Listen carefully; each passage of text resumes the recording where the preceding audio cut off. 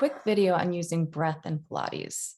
Truth be told, there are very few exercises within classical Pilates that inherently have a breath cue in them.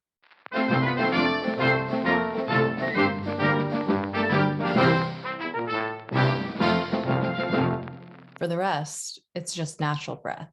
Don't forget to breathe. Keep breathing. Breathing is really important for obvious reasons. Don't forget to breathe. Now you can add a breath cue to every single exercise, but then that's a layer. It's an additional layer that you're adding to the class. It's not inherently in most exercises. It's not wrong to do, but know that that's an add-on. It's not really part of most exercises, unless it's one of these.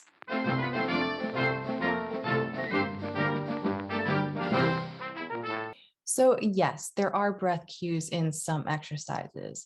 And yes, you can add a layer of breath cues to an entire class. But really the most important thing to remember in a Pilates class when it comes to breath is just keep breathing.